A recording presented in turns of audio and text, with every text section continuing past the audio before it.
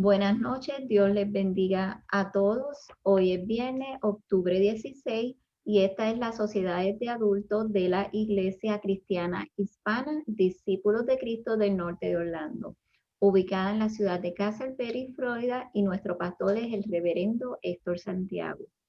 Durante todos estos viernes estaremos hablando de un estudio bíblico con el tema del libro de Apocalipsis y la carta a las 7 iglesias. Quien nos los estará trayendo será nuestra reverenda Lourdes Gobeo.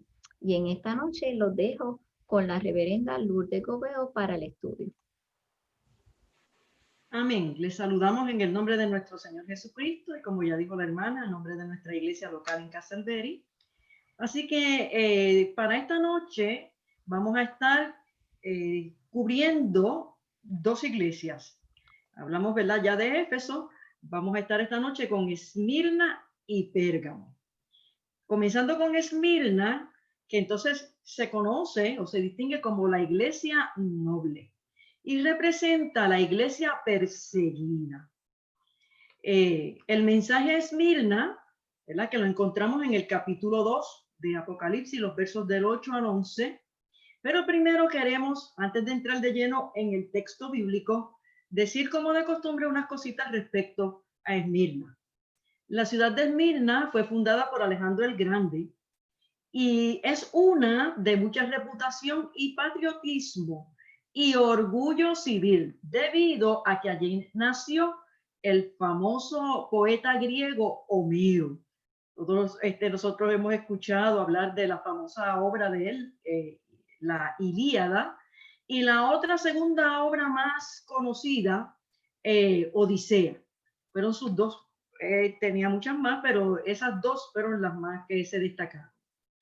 Esmirna está a 60 kilómetros al norte de Éfeso. Como nosotros vimos, ¿verdad? Siempre me gusta refrescarle el mapa, donde entonces nosotros vemos aquí a Éfeso y entonces al norte, ahí se ve Esmirna. Como siempre decimos, la importancia de la ruta del mar Egeo, donde estaba la ruta comercial más importante que traía desde el oeste, desde Europa, hacia el oriente, y entonces estaba toda esa zona del mar Egeo, específicamente esta área de Turquía, y eso propiciaba que todas las iglesias ubicadas ahí, como vemos, como en esa decimos, ¿verdad?, como una herradura, estaban en una ruta comercial tanto marítima como por tierra. Siempre nos gusta dar un repasito. Era una ciudad famosa por la belleza de sus edificios, la organización de sus calles, de tal manera que usaban esto es importante, usaban una corona como símbolo de su hermosura. En lo alto de la colina Pagos había un grupo de hermosos edificios llamados la Corona de Esmirna. Pagos es el nombre de un dios griego.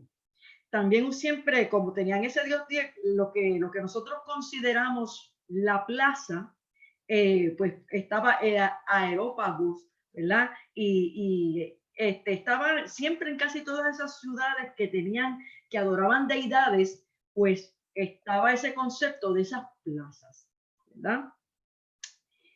Ahí tienen una ilustración, no sé si estará, voy a tratar de ampliarla un poco para que puedan apreciar mejor, que actualmente lo que nosotros conocemos en términos bíblicos como Esmirna, se conoce hoy en día como Izmir, y es la tercera ciudad en importancia de Turquía, con 2.4 millones de habitantes. Eso es hoy.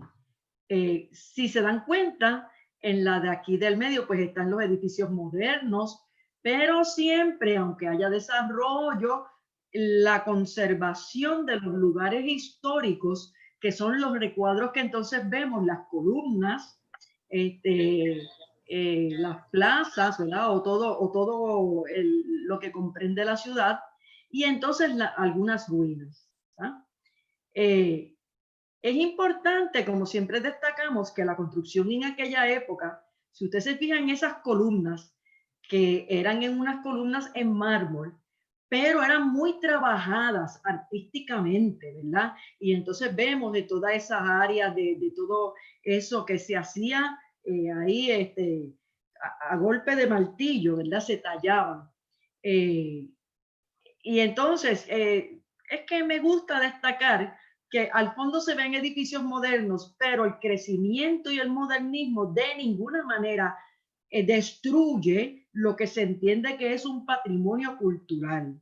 Que eso es algo que tenemos que, ¿verdad?, aprender de las ciudades del viejo mundo, porque la tendencia en este tiempo es a destruir todo aquello que significa y que representa un patrimonio cultural. El nombre de Esmirna procede de la palabra mirra, en el griego smurna, que eran especies aromáticas para perfumar y ungir a los muertos. También se usaba como un narcótico para aplacar el dolor. Ese narcótico era lo que se conocía como smurnaíos, que quiere decir en griego mezclado con mirra. Si usted lleva su mente a la narrativa cuando Jesús está en la cruz, que dice que le dieron mirra mezclada con miel precisamente para aplacar el dolor. Y Jesucristo rechazó, porque él no quería ser anestesiado, porque él tenía un propósito claro de lo que implicaba el sacrificio de Jesucristo para que usted y yo en esta noche estemos hablando de la salvación que Cristo nos ha dado. Así que mirra o smurna, pues, ¿verdad? Es toda esa, y el smurnaíos es la mezcla que es como manera de un narcótico para aplacar el dolor. Por eso, por eso Esmirna era como conocida como la ciudad de los sufrimientos. Esta iglesia entonces se destaca como la iglesia sufriente, porque tanto judíos y gentiles instigaban a que los cristianos recibieran difamación y sufrimiento. Hemos hablado de cómo los judíos se ubicaban en posiciones, como eran buenos comerciantes, se ubicaban en posiciones, ¿verdad?, de cierto nivel social, y hacían sus arreglos con los gobernantes, pero rechazaban, ellos tenían ciertas licencias para poder adorar a su Dios, pero ellos tenían esa licencia, pero no compartían ese privilegio con los creyentes, sino que por el contrario, iban donde los romanos y acusaban a los creyentes. ¿Ve? Ahí lo de que no hagan lo que no te gusta que te hagan a ti, ahí eso no funcionaba así. Ellos tenían sus privilegios, pero ellos solo, ¿verdad? El nombre de Esmirna procede de la palabra mirra, que eran especies aromáticas para perfumar y ungir los muertos. También se usaba como un narcótico para aplacar el dolor. Por eso era conocida como la ciudad de los sufrimientos. Tanto de judíos como de gentiles, los cristianos de Esmirna recibían difamación y sufrimiento, ¿verdad? Entonces, el periodo de la iglesia de Esmirna, desde el final de la época apostólica del año 100 después de Cristo hasta la legalización del cristianismo con la posesión al trono romano del emperador cristiano en el año 315 después de Cristo. Así que vemos que esa etapa, ese periodo, es cuando en el año 100, ¿verdad?, que cuando concluye la etapa de la iglesia en Éfeso, ¿verdad? Entonces ahora empieza esta dispensación desde el año 100 hasta el año 315 después de Cristo, de la era cristiana. Vamos a entrar de lleno entonces al análisis de la escritura. Ahora vamos a entrar al verso 8. Escribe al ángel de la iglesia en Esmirna. el primero y el postrero, el que estuvo muerto y vivió, dice esto. Es importante, de nuevo, escribe al ángel de la iglesia. El mensaje va dirigido en primer lugar, de primera instancia, al pastor, que es el ángel de la iglesia en Esmirna. Entonces, ¿quién es el que da el mandato de que le escriba al pastor, es decir, al ángel de la iglesia? Pues Jesús se identifica.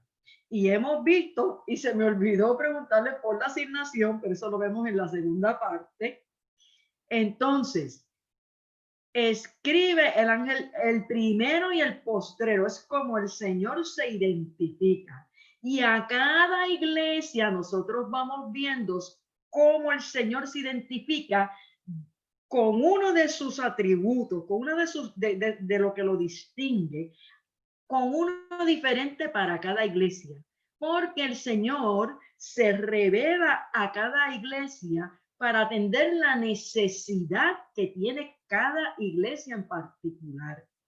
Porque también hemos señalado que aunque se refiere a la necesidad de cada iglesia, al final de la carta siempre hace un llamado a que el que tenga oídos para oír, oiga lo que el Señor le dice a las iglesias.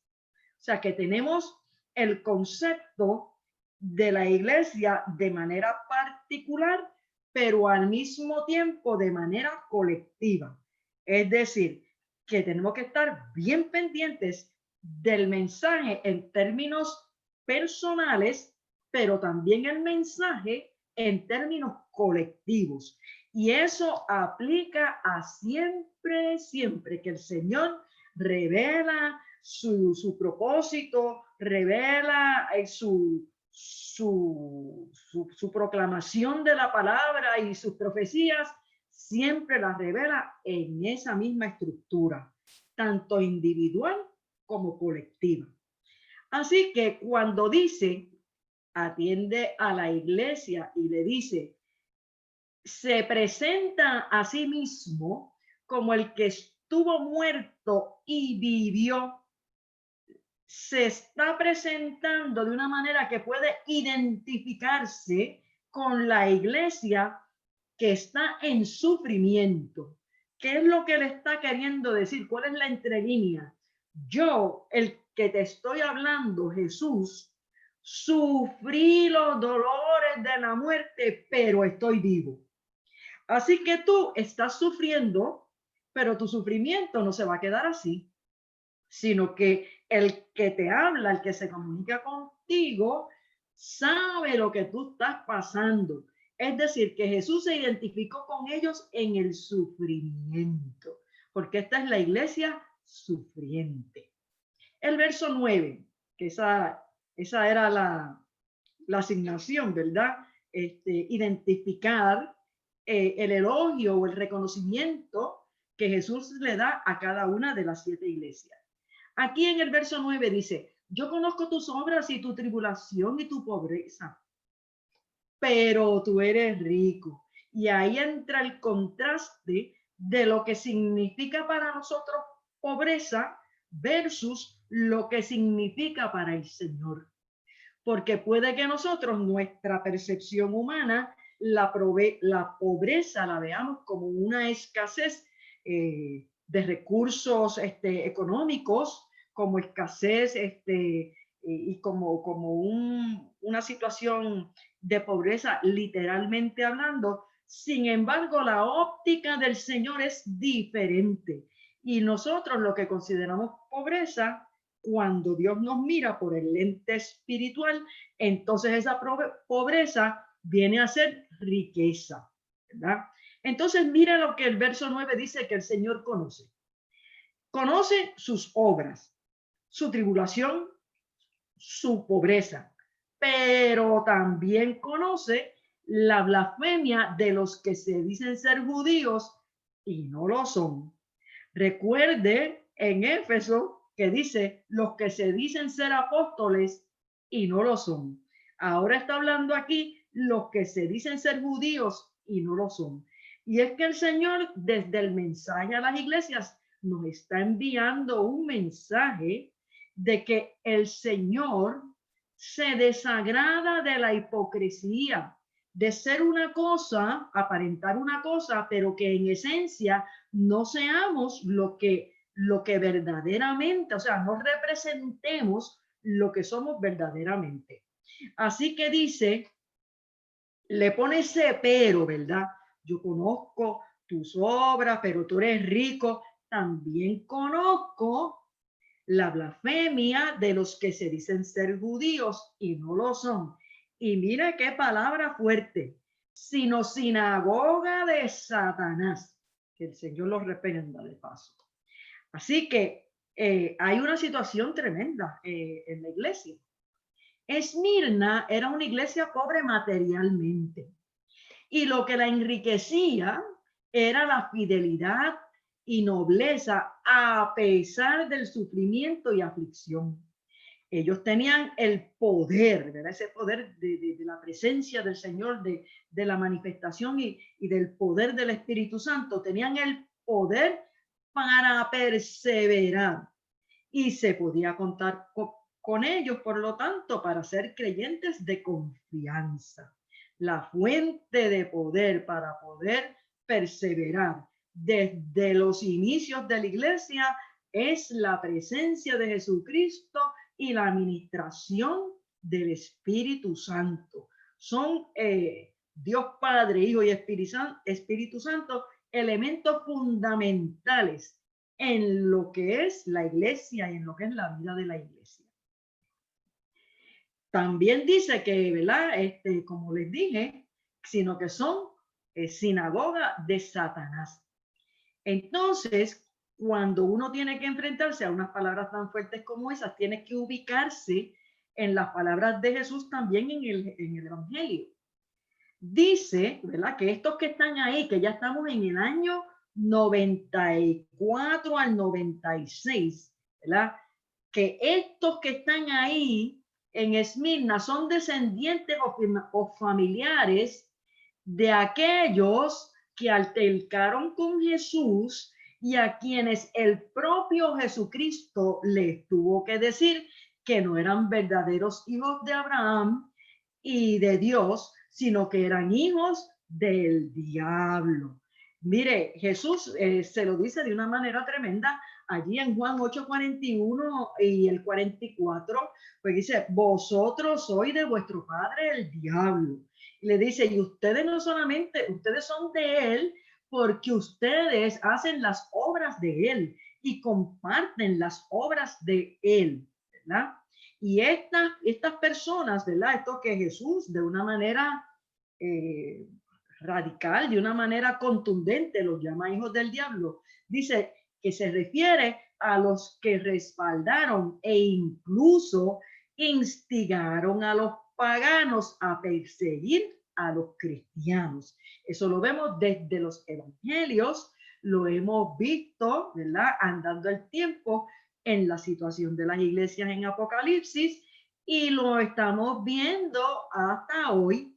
Por eso yo aprovecho para, ¿verdad?, felicitar a Dalia de que fuéramos sobre aparte, sobre estos textos bíblicos, porque entiendo que son muy pertinentes a la situación que está viviendo la iglesia, porque ahora nosotros estamos aquí, ¿verdad?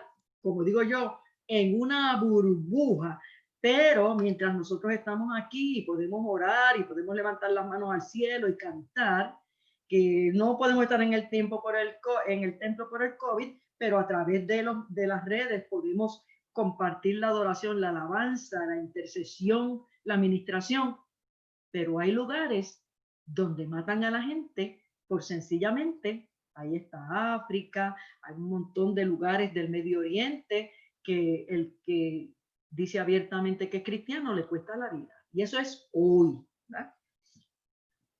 Verso 10. No temas en nada a lo que vas a padecer.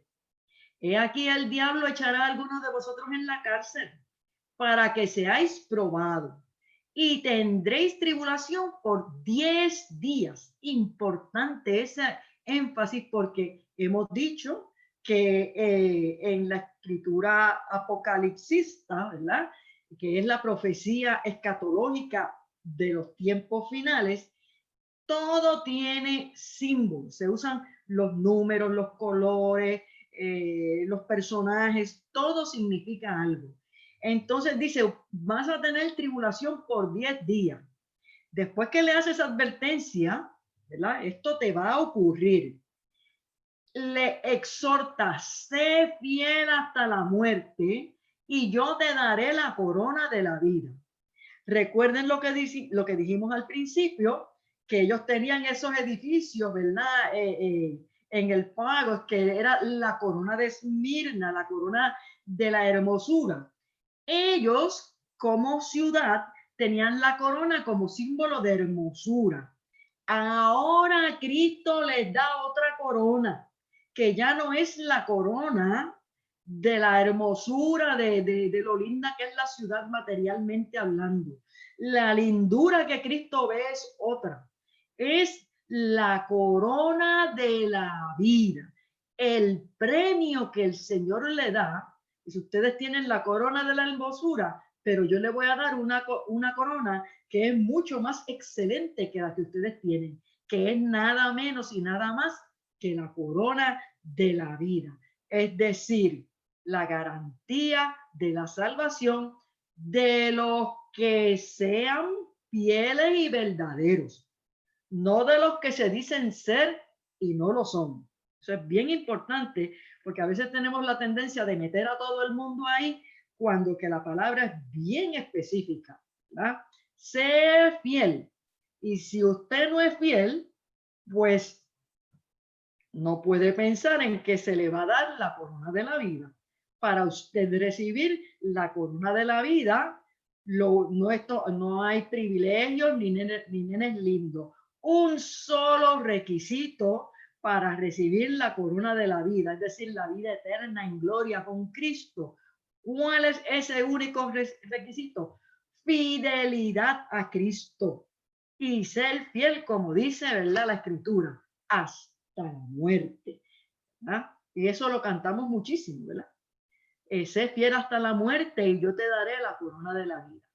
Los 10 días de persecución pueden ser, en primer lugar, un periodo de tiempo indefinido de sufrimientos. Puede también significar que en 10 días se intensificará la persecución hacia ellos. También puede significar el máximo de tiempo que una persona podía estar encarcelada sin juicio previo.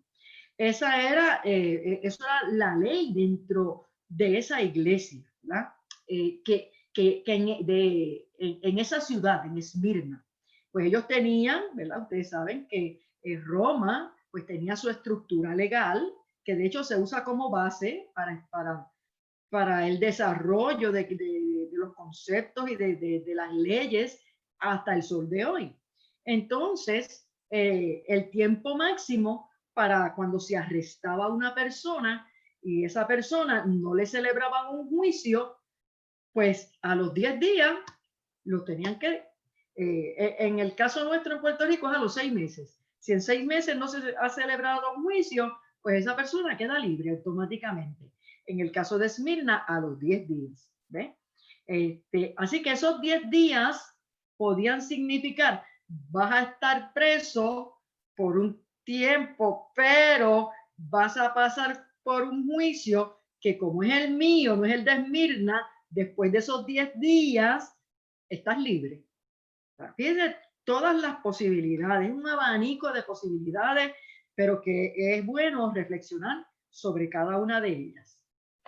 Pueden ser los 10 grandes periodos del martirio imperial romano, desde Nerón hasta Constantino. Así que vamos viendo ahí por año, en primer lugar Nerón, luego Domitiliano, que lo puse así, lo destaqué, porque ese es el periodo donde se escribe. Luego Trajano, Aurelio, Severo, Máximo, Dedo, Valeriano, Aureliano y Diocleciano. 10 periodos de tiempo de una persecución que por momentos se aplacaba, pero de momento había un cambio de emperador, porque mire, eso hubo situaciones como para desde el 249 al 253, que hubo 3 emperadores diferentes, porque es que si no estaban de acuerdo se confabulaban, los mataban, porque entonces para que el otro, eso era una situación política tremenda. Se conoce como el tiempo de la crisis, ¿verdad? El siglo III se conoce como el tiempo de la crisis del Imperio Romano, ¿verdad? Así que entonces el verso 11 dice: el que tiene oído, oiga lo que el Espíritu dice a las iglesias. El que venciere no sufrirá daño de la segunda muerte. Es decir, como ya habíamos hablado anteriormente, ¿verdad? Esto viene siendo repaso. No verán la muerte segunda, o sea, la muerte espiritual. Esta expresión se usa en el Apocalipsis para referirse al castigo final de los malos. Apocalipsis 2:11, que es la que estamos viendo, pero en Apocalipsis 26 también hace alusión a la muerte segunda, y entonces el 14 del 21, perdón, el verso Apocalipsis 20, los versos 6 y 14, y Apocalipsis 21, verso 8. Repito, Apocalipsis 2:11, que estamos viendo, Apocalipsis 26 y 14, versículos 6 y 14, y Apocalipsis 21, verso 8. Esos son los textos que hacen una alusión directa. Pasamos entonces a la iglesia de Pérgamo. La iglesia de Pérgamo, y no puse el cronómetro, la iglesia de Pérgamo se conoce como la iglesia tolerante. La iglesia de Pérgamo es la iglesia catalogada por Cristo como una iglesia buena y mala. Aquí Cristo se presenta como el que tiene la espada. Vas viendo que se presenta a cada iglesia de una manera diferente, ¿verdad? En Éfeso, el que tiene las llaves en las manos. Entonces, acabamos de ver Esmirna, y ahora vamos a Pérgamo. En Esmirna, el que estuvo muerto y el que vivió, ahora les habla el que tiene la espada aguda de 2 filos. Y eso tiene una razón de ser. Como hemos dicho, ¿por qué era buena? Porque se habían mantenido fieles en la dura persecución, como se ve en el verso 13. ¿Por qué se considera mala? Porque se había vuelto herética, idólatra, y de un comportamiento, ¿verdad? Era una iglesia de inmoralidad sexual. Vaya ubicándose de todas las iglesias el señalamiento o crítica que Dios le hace a cada una de ellas, ¿verdad? Y cómo Dios, cuando se revela en la salutación, esa revelación va en sintonía con la condición que tiene la iglesia. ¿Ve? Entonces, la iglesia estaba sumida en esa inmoralidad. La ciudad de Pérgamo era la capital política y religiosa de Roma del primer siglo. Está a unos 72 kilómetros al norte de Esmirna. O sea que tenemos Éfeso, al norte de Éfeso, Esmirna, y al norte de Esmirna, Pérgamo. ¿Ah? Y entonces fue un centro literario enorme, bien importante. Mire cuán importante, que su enorme biblioteca tenía más de 200,000 libros. Recuerde que los libros eran rollos. Y entonces esa biblioteca era comparable con la que estaba en Antioquía, en Egipto, que era lo máximo. Pues esta de Pérgamo tenía 200,000 libros. Entonces también fue un centro idolátrico, porque fue la primera ciudad asiática en construir un templo en honor a Augusto César en el año 29 antes de Cristo. O sea que fíjese toda esta cuestión idolátrica que ya no era solamente a los en primera instancia a los dioses griegos, que después entonces le cambiaron el nombre a los romanos, le cambiaron el nombre, como por ejemplo Zeus, que en la mitología griega era el máximo, en la mitología romana era el mismo concepto, lo único que era Júpiter. Y así sucesivamente con las diferentes deidades, ¿verdad?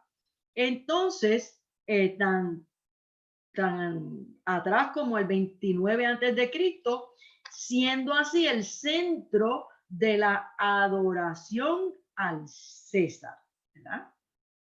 Pérgamo también fue un centro idolátrico religioso porque construyeron y se dedicaron a templos a otros dioses griegos, tales como Zeus, Dionisio, ahí se me fue una S porque es Atenea, y Esclepio, que era el dios de la medicina y el más popular y aclamado por los asiáticos, ¿verdad?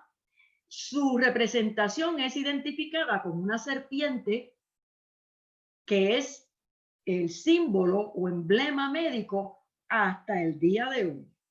Y ese, ¿verdad? Como se va relacionando, que eso viene desde hace mucho tiempo. Cuando usted mira el emblema de la medicina, pues tiene esa serpiente, ¿verdad? De ahí enrolladita. Aquí tenemos entonces una maqueta que se construyó a base de las ruinas. Hay algo bien importante también que tengo que decir en cuanto a Pérgamo. En términos, vamos a tratar de ampliarlo un poco. Ok, vamos a ver. Aquí hay un templo al emperador Trajano. Y fíjese que está el templo ubicado en ese centro de esa plaza. Y entonces ocupa un lugar céntrico porque es importante. Acá vemos el altar de Zeus, acá a la derecha.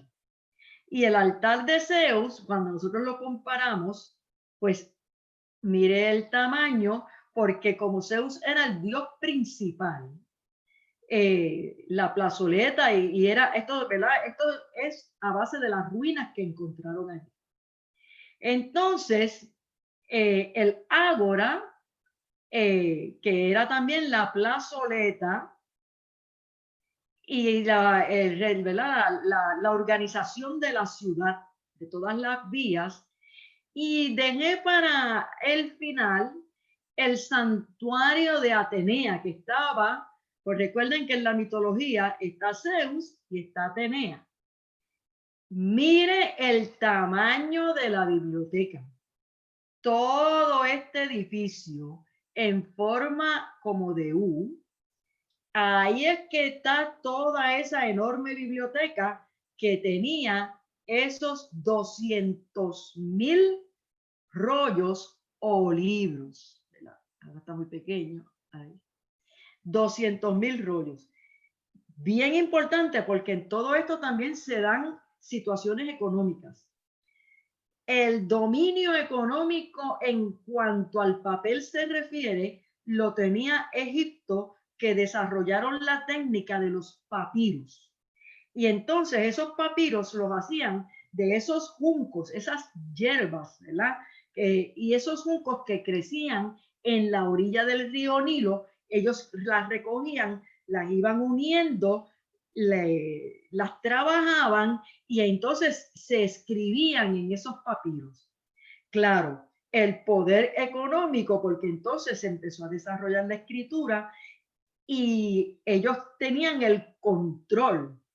Pero ¿qué pasa? Que Pérgamo, también tratando de desarrollar la técnica de tal manera que no tuvieran que depender de comprarle los papiros a Egipto, empiezan a elaborar una técnica que lo que hacen es que en lugar de usar, para no tener que comprar los juncos, ¿verdad? Para hacer papiro, pues lo que hicieron fue que empezaron a desarrollar la técnica en pieles, en cuero. Y entonces le ponían cal y le ponían una encima, iban poniendo varias capas hasta que lograban que fueran totalmente blancos, blancos. Y entonces escribían y se desarrolló la técnica de esa nueva técnica para escribir, que es lo que se conoce como pergamino. ¿Y por qué se le puso el nombre de pergamino? Porque fue la técnica que se desarrolló en Pérgamo. ¿Ve? Entonces, es importante porque ahí ya no tenían una dependencia económica de Egipto, sino que ellos desarrollaron su propia técnica. ¿Ah? Y entonces, vemos aquí, la biblioteca de Pérgamo fue una de las grandes bibliotecas de la antigüedad, como dije, que rivalizó con la gran biblioteca de Alejandría. Déjame tratar de ampliar nuevamente. Si usted se fija, todos estos cuadros, eso está lleno de rollos. Todo eso que se ve es lo que se consideraban libros. Se enrollaban y se guardaban. Por eso era que tenían que tratar esas pieles de esa manera tan particular para poder tenerlo. Y era una biblioteca lujosísima. Como le digo, era la única que le daba liga a la de Alejandría, ¿verdad? Dije Antioquía ahorita, y es Alejandría, perdónenme, corrijo, a la de Alejandría. Aquí entonces de las ruinas, ¿se acuerdan que les dije de la maqueta? Aquí tenemos las ruinas de la columna del altar de Zeus en Pérgamo.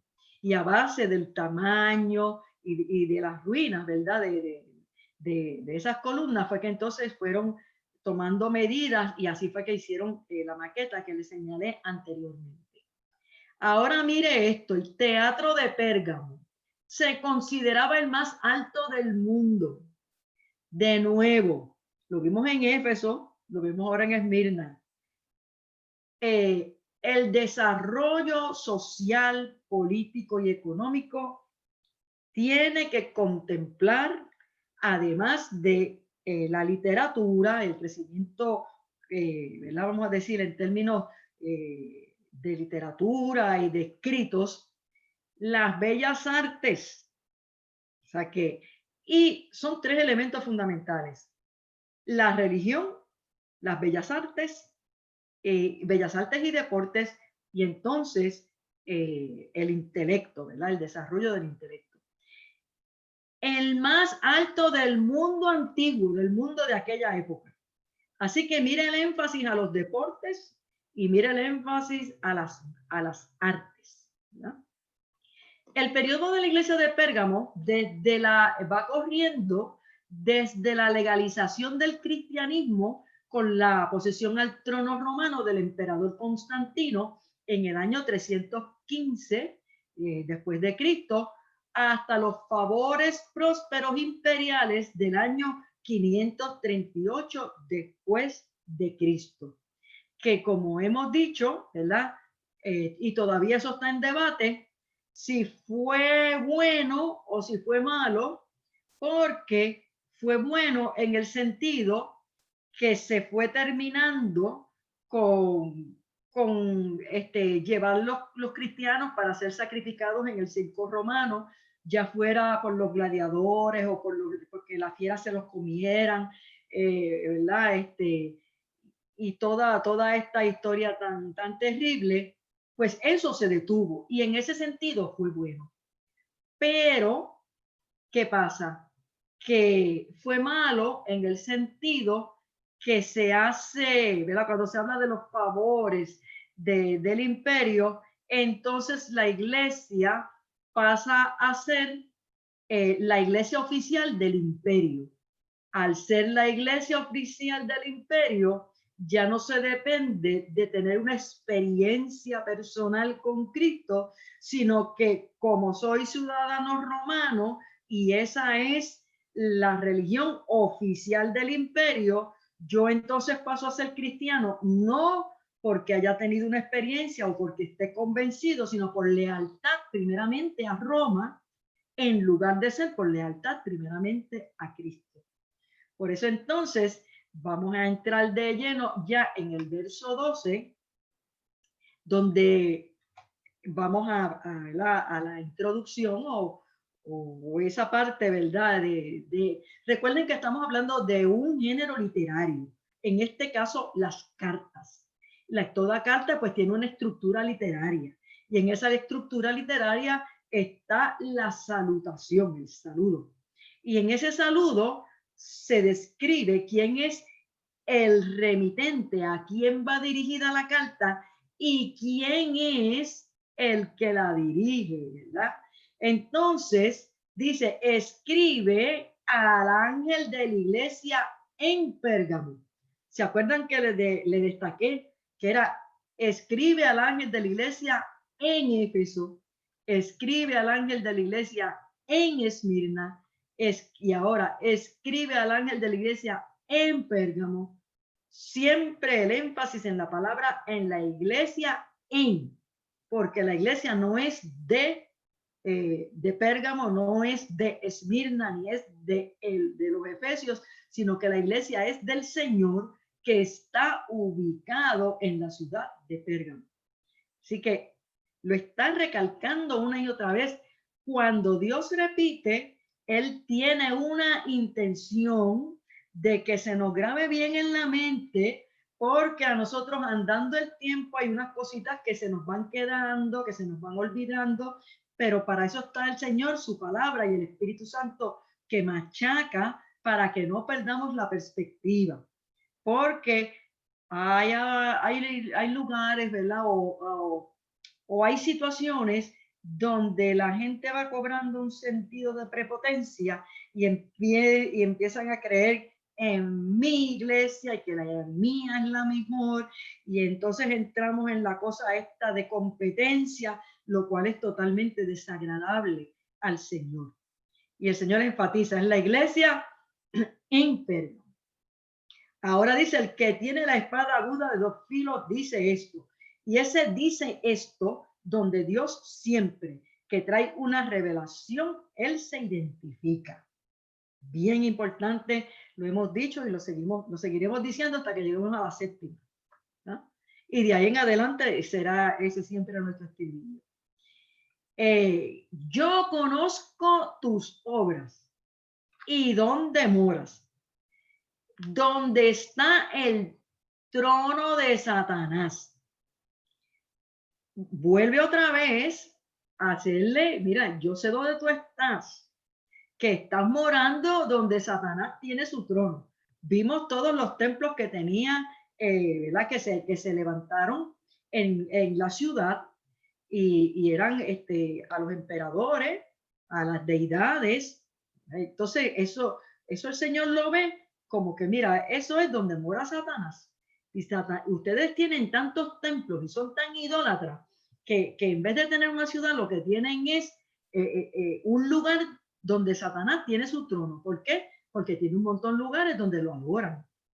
Entonces, le hace ese señalamiento duro, difícil para uno procesarlo, pero aunque está ahí, fíjese que le destaqué la palabra pero a pesar de que estás ahí, retienes mi nombre y no has negado mi fe. Es decir, que aunque había un montón de elementos que se habían infiltrado dentro de la iglesia para que la iglesia se desenfocara, aún así había un remanente fiel y había un buen grupo que retienes mi nombre, el nombre de Jesús, y no ha negado la fe, ni aún en los días que Antipas, mi testigo fiel, fue muerto entre vosotros. ¿Y dónde ocurrió eso? Donde mora Satanás. El Señor recalca, dice, mira, todos esos lugares donde se hace idolatría, ya sea al emperador o a otras deidades, eso no tiene otro nombre que no sea el lugar donde mora Satanás.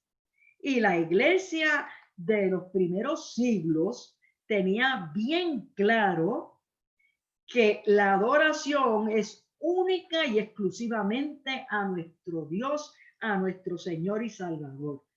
Porque el único que nos redimió a precio de sangre fue Jesucristo. Y la obra redentora de Jesucristo no puede ser negociada con ninguna otra cosa que no sea Cristo y su palabra, porque Cristo mismo es el verbo. Por eso es que creemos en Cristo como dice la Escritura, porque Cristo es la palabra encarnada. Y como dice la Escritura, es decir, como dice la palabra, porque Jesús es la palabra. Así que hay que creer en Él como Él dice, no como se nos antoje a nosotros. Eso también en mí será un estribillo, yo creo que hasta que me muera. Entonces, dice, no han negado mi fe. Entonces pone el ejemplo de Antipas, que fue muerto, ¿verdad? Fue un mártir entre vosotros. En cuanto a Antipas, se ha buscado y rebuscado para tratar de identificar quién es este Antipas. Y lo único que tenemos, que por eso es que no podemos hacer una afirmación categórica, sino que lo dejamos, ¿verdad? Traemos lo que dice, porque hay una leyenda que se encuentra en uno de los libros apócrifos, ¿verdad? En Segunda de Macabeos, donde se dice que Antipas lo pusieron dentro de como una estatua de un buey, lo metieron ahí adentro, un buey en bronce, y entonces le pusieron fuego y él murió quemado dentro de esa estatua en forma de buey. Pero recalco que es una leyenda, ¿verdad? Así que no podemos, como repito, ¿verdad? Hacer una afirmación categórica de que eso fue así. Verso 14. Pero tengo unas pocas cosas contra ti, que tienes ahí a los que retienen la doctrina de Balaam. Antes de entrar a describir lo que es la doctrina de Balaam, porque allí no había ninguna persona que se llamara Balaam.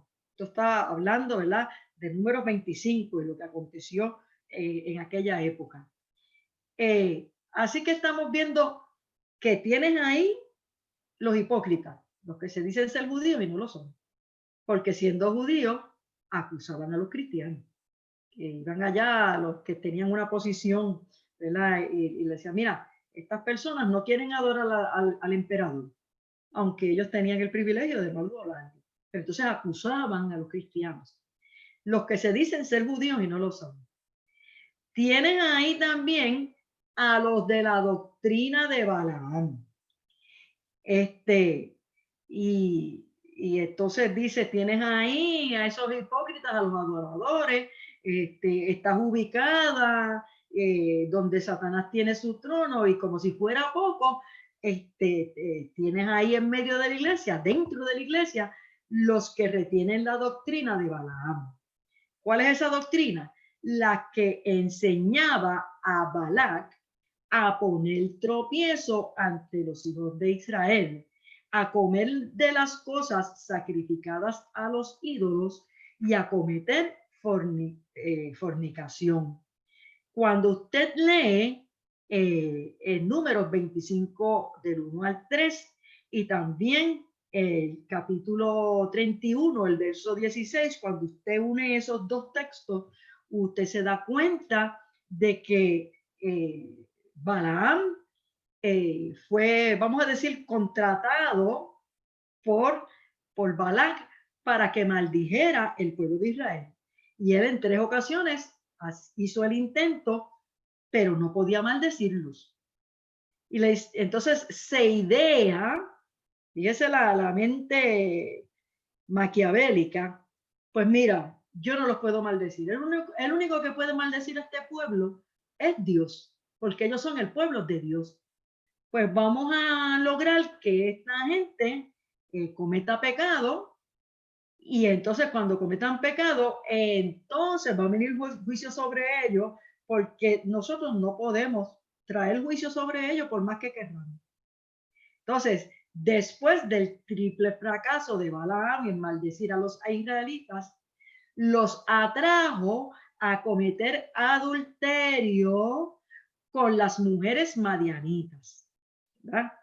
Ustedes se juntan, vamos a lograr, vamos a llevarle a las mujeres que los persuadan, y cuando ellos caigan bajo el lazo, van a empezar a violentar la ley, porque Dios le había dicho que ellos no podían contraer matrimonio ni mezclarse con las mujeres que no fueran del pueblo de Israel, porque en esa dispensación de tiempo el Señor tenía un propósito específico.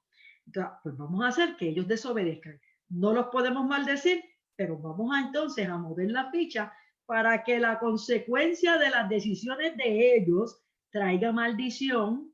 Y esa es una estrategia que el enemigo ha utilizado y ha utilizado poniendo esa tentación a cometer adulterio, pero también a comer la carne ofrecida a los ídolos. Recuerden que ya Pablo, en otro contexto, había dicho que no tuvieran la preocupación de estar preguntando si esa carne era de lo sacrificado a los ídolos, porque en última instancia los ídolos son nada. Pero ¿qué pasa? Que eso es en el contexto donde Pablo le escribe a los Efesios y dice, mire, ustedes no estén preguntando, pero es cuando ellos van al mercado a comprar carne. Eso es un contexto. El contexto de acá de Pérgamo no es ese. Así que ahí vemos cómo se saca de contexto el mensaje para encontrar un pretexto. Entonces, estos que estaban ahí enseñaban, mire, si el apóstol Pablo, cuando está hablando del concepto de la libertad cristiana, está diciendo que comer lo sacrificado a los ídolos, eso no es nada, porque en última instancia los ídolos son nada. Coge esa media verdad y la trae al contexto de la adoración en los templos a las deidades. No es lo mismo ir a un mercado y comprar lo que está allí sin preguntar, a ir a una fiesta, a ir a un culto de celebración a los dioses paganos, donde se sacrifican, y allí, en el contexto de esa adoración, se participa de esos alimentos. Entonces, el Señor eso le está diciendo, mira, ustedes se han dejado llevar, se han dejado persuadir y están entrando en el culto de la adoración a los dioses paganos, porque están sacando de contexto un permiso para hacer aquello que a mí me desagrada. En el tiempo actual, los creyentes sacamos muchos textos del contexto, y si no, vaya a cuando Jesús convierte el agua en vino para justificar estar ingiriendo bebidas alcohólicas, caer en borrachera, y como siempre decimos, ningún borracho acepta que está borracho. Y no, yo estoy bien, yo no estoy borracho, yo me doy el traguito social, y después llegan a la casa, y perdonando la grosería, pero tengo que decirles las cosas como son para que nos ubiquemos. Llegan a la casa, vomitan hasta el verde de las tripas, pero ellos no estaban borrachos. Ellos se dieron el traguito social y lo que hicieron fue compartir sanamente. ¿Ve? Lo mismo, es lo mismo. ¿Y qué dice el Señor ahí? Tengo contra ti que tú retienes a esa gente ahí. ¿Eh? Entonces, yo les invito a que después ustedes examinen ese número 31:16 en el contexto texto de Números 25, que son las instrucciones, y lo analice, ore y pregúntale al Señor si usted está bien. Yo no le voy a decir usted está bien o usted está mal. Lo único que yo le voy a decir, vaya a las Escrituras, porque creemos en el Señor como dice la Escritura. Examine lo que dice la Escritura. Ore, pídale dirección a Dios, sea sincero, no sea como los que dicen ser y no lo son. Porque siempre que estamos en el plano de autojustificarnos, nos ponemos, ¿verdad? Nos tratamos con cariño nosotros mismos, pero en todo, vaya con sinceridad delante del Señor, que es lo que tenemos que hacer constantemente, es evaluarnos conforme a lo que es la voluntad de Dios y si lo que yo estoy haciendo en mi voluntad está en sintonía con lo que es la voluntad de Dios. Verso 15. Dice, mira todo, ahora le sigue añadiendo, esta iglesia está en una situación, dice, y también tienes a los que retienen la doctrina de los nicolaitas. Fíjense que dice, y también, ¿por qué? Porque el Señor le señala a Éfeso, pero son dos contextos diferentes. A Éfeso ensalza la iglesia, dice, pero yo veo que tú detestas la doctrina de los nicolaitas, la cual yo también aborrezco. Tú detestas la doctrina de los nicolaitas y yo también, dice en Éfeso. Entonces, aquí tiene los hipócritas, los que se dicen ser judíos y no lo son, los idólatras, y como si fuera poco, los que retienen la doctrina de los nicolaitas, la que yo aborrezco. De nuevo, el Señor aborrece la doctrina de los nicolaitas, porque Dios siempre da alternativas, que es el verso 16. Recuerdan que les hablé de la cláusula de salvación. Y la cláusula de salvación siempre va a ir ya amarrada a un llamado al arrepentimiento.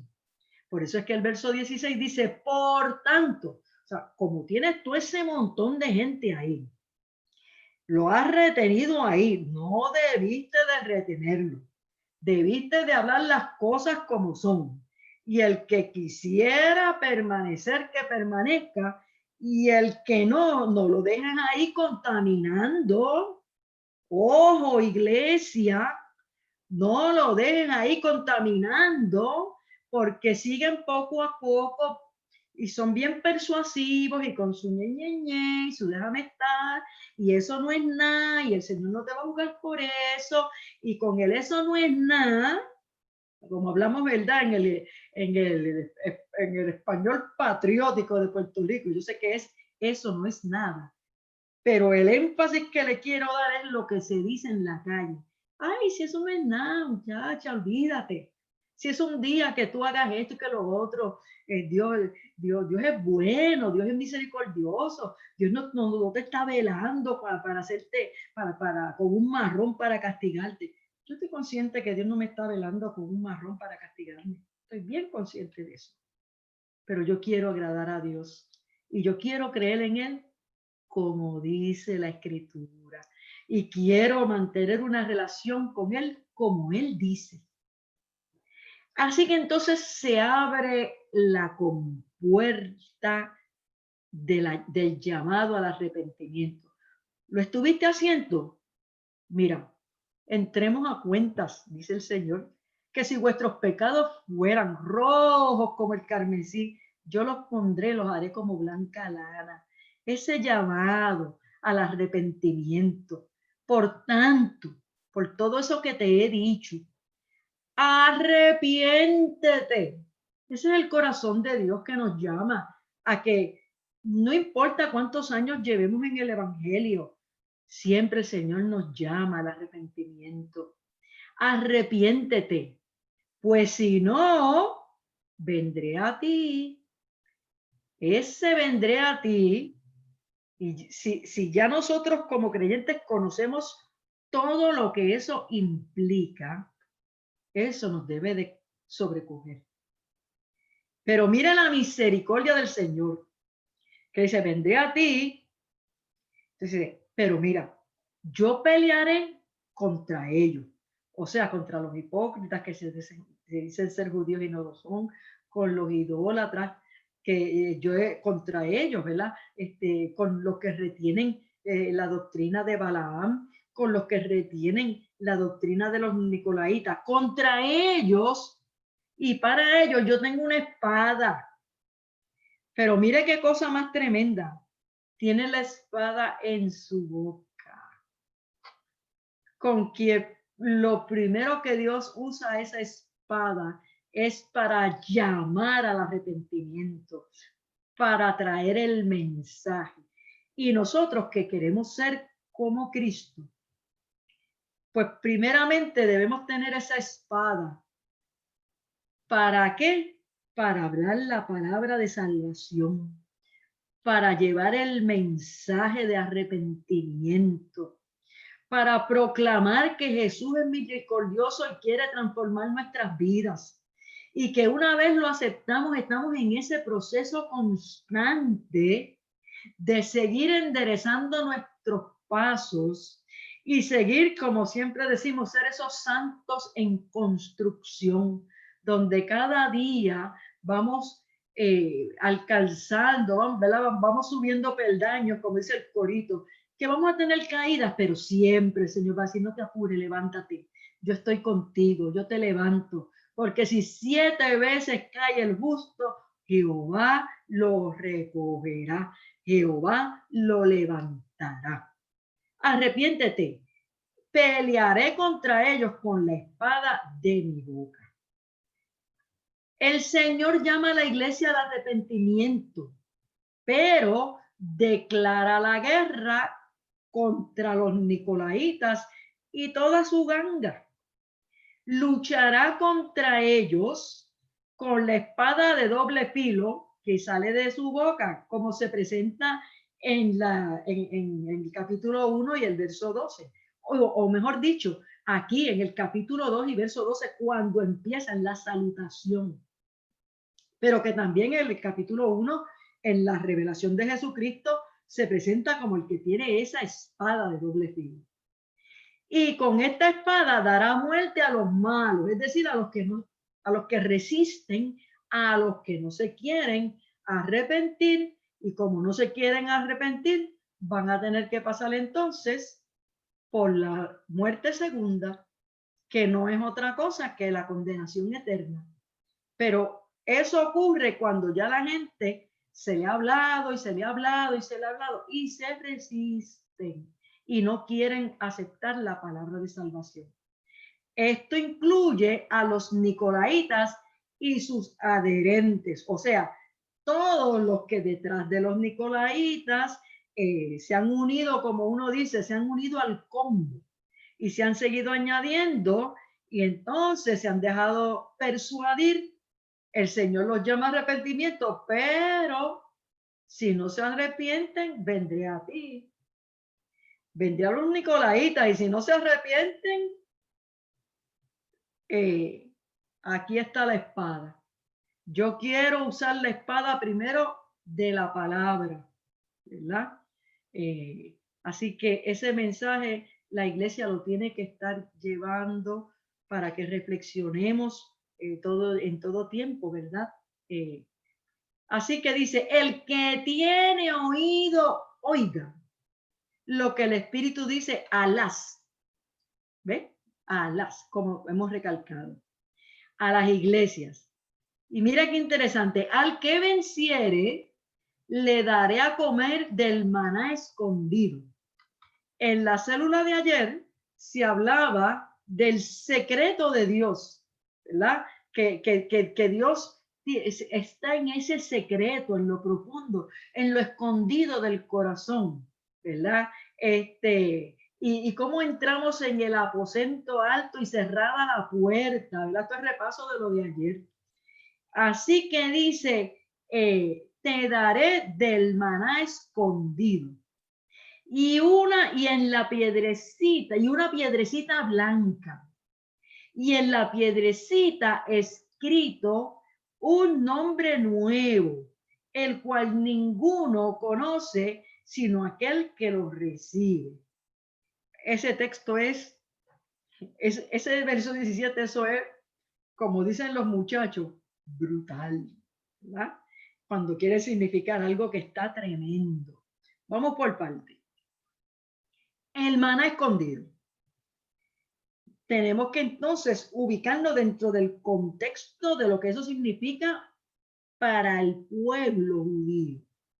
Porque había muchos, recuerden que nuestra traducción es judeocristiana, y había dentro de la congregación muchos judíos que se habían convertido a Cristo, más las raíces culturales que siempre están ahí. Así que tenemos que reflexionar en que por 40 años el maná fue el alimento de Israel en el desierto hasta que el pueblo cruzó el Jordán y entró a la tierra de Canaán.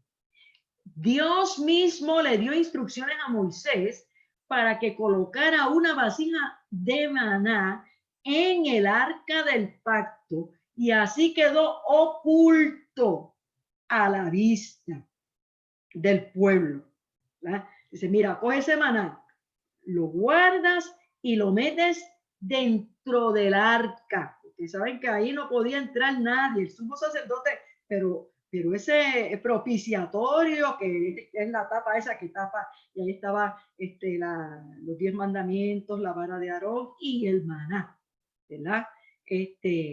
Así que quedó oculto. Usted lo examina en Éxodo 16, 32 al 34, y la alusión que se hace otra vez en Hebreos 9:4.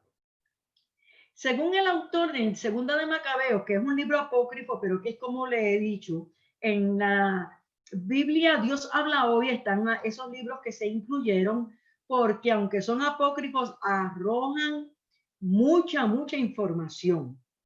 Entonces, dice ahí en Segunda de Macabeos, capítulo 2, los versos del 4 al 7, dice, en la destrucción del templo de Salomón, Jeremías ocultó el tabernáculo con el arca y el altar del incienso en una cueva del monte Nebo. ¿Recuerdan el monte Nebo, donde él tuvo que contemplar desde lejos, ¿verdad?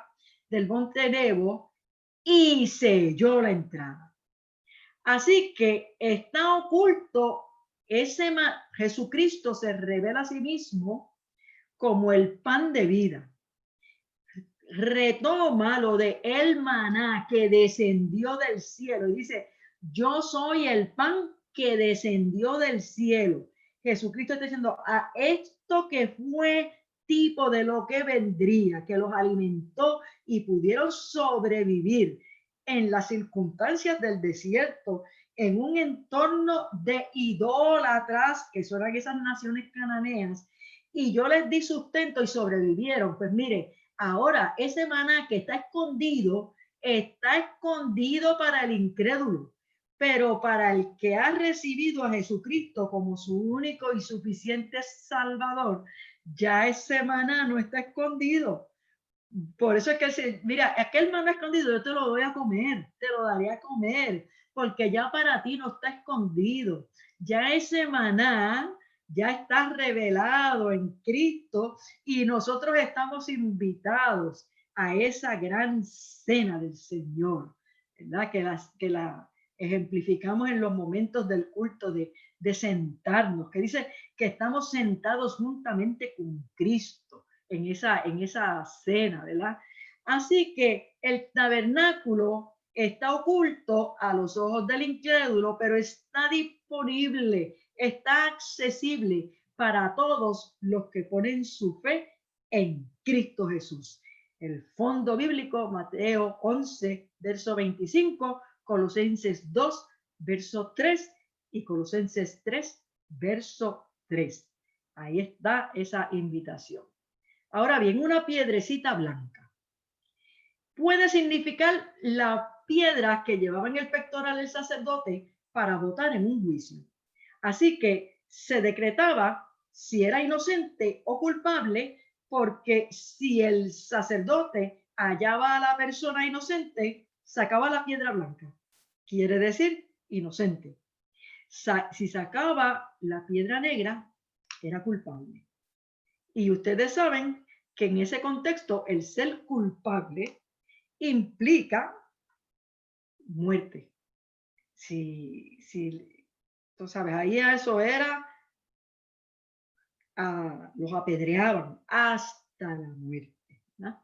Así que esa piedrecita blanca puede verse desde ese punto de vista, donde entonces el Señor, que es el justo juez y el único que puede juzgarnos, ¿verdad? Porque dice que es juez y es abogado, es que es tremendo, el único que nos puede declarar culpable.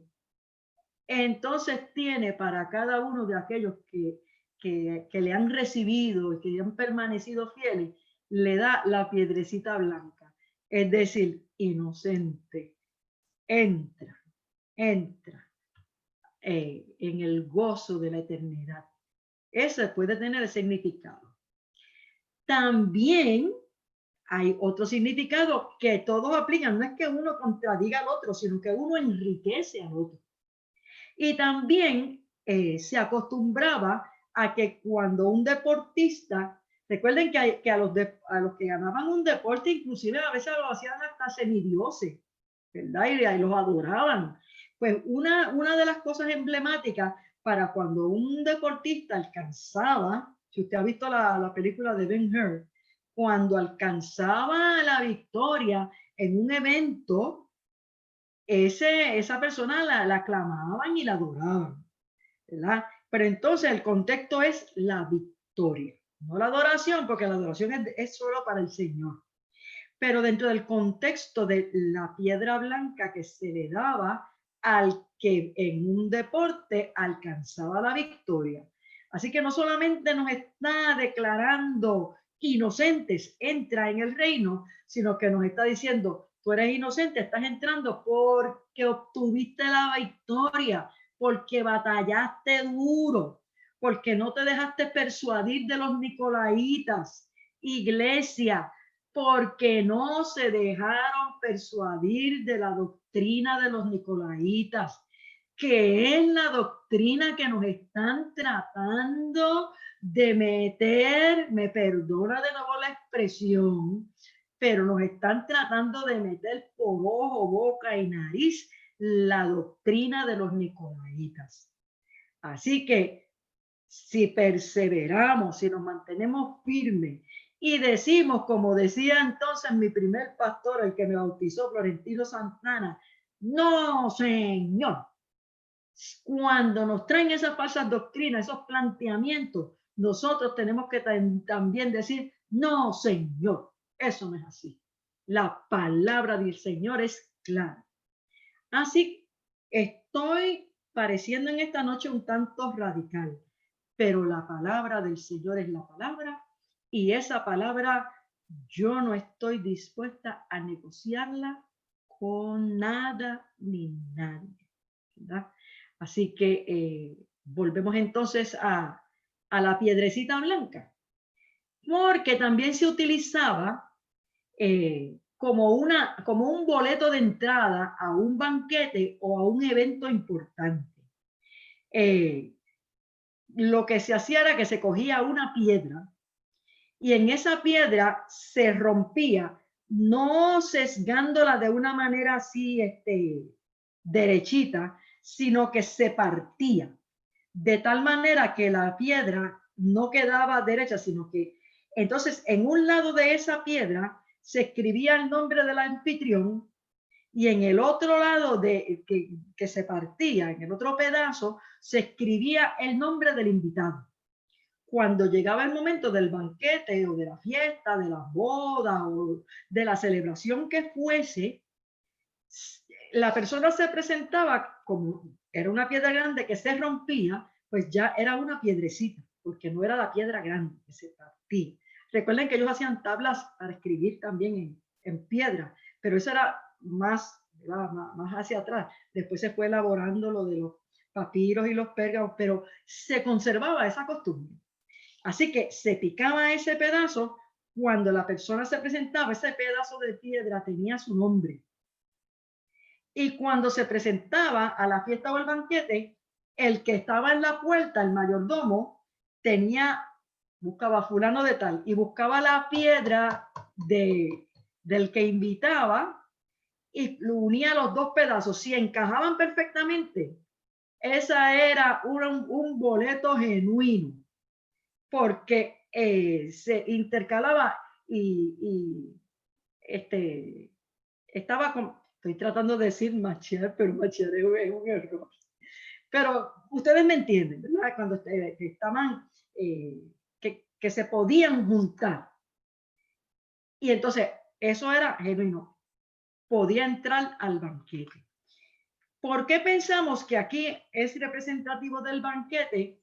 Por lo que dice en el verso anterior, que dice que hay una invitación para comer el maná escondido, para participar del maná.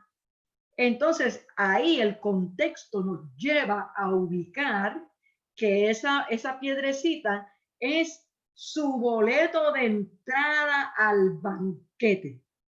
A ese banquete que el Señor ha preparado en las bodas del Cordero y que se nos va a dar la piedrecita blanca, que es el pedazo de piedra, pero en ese pedazo de piedra hay un nombre nuevo, que como dice ahí, ese no lo conoce nadie nada más que el Señor y la persona que recibe la piedrecita. Así que en esa invitación, ya como ese himno de hay un nombre nuevo en la gloria, mío es, eso va a ser así. El nombre nuevo es que aparecerá en esa piedrecita. El nombre que aparecerá en esa es el nombre del receptor, del que recibe, y representa, recuerden que todo tiene un símbolo, su nueva y especial identidad en Cristo.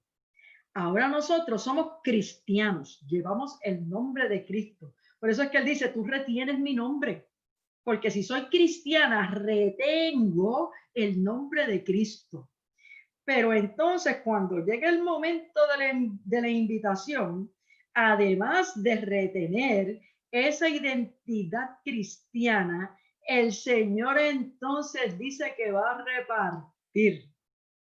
Y dice, vosotros sois mi especial tesoro. Y dice, ustedes son reyes y sacerdotes. Y ahí el Señor nos va a dar una nueva identidad como cristiano fiel, que eso nosotros mismos no sabemos en dónde y en qué el Señor nos va a ubicar en su mesa. Pero hay un lugar en la mesa. Y cada vez que uno de nosotros parte, como dice ese cántico tan bello que a mi mamá le fascinaba, que dice que pon otro lugar en la mesa, ¿verdad? Añade, porque como uno dice, añade el lugar, porque somos llamados para entrar al banquete, a la mansión. Por ahí viene un hijo mío, pongan otro lugar en la mesa. Y en la puerta ahí la piedrecita blanca, que ese es su boleto, esa es la garantía de que entra. Y cuando el Señor da, no hay quien quite. Y si el Señor nos da la piedrecita blanca y pone la piedrecita blanca en la mano nuestra, no hay enemigo, ni hay nada ni nadie que pueda quitar lo que es la dádiva de Dios. Así que volvemos a decir, este libro es un libro de esperanza, es un libro de garantía.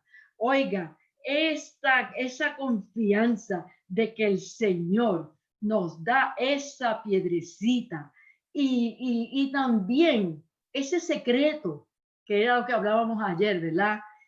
También simboliza una confianza, una intimidad que tiene el creyente con su Padre y su Salvador.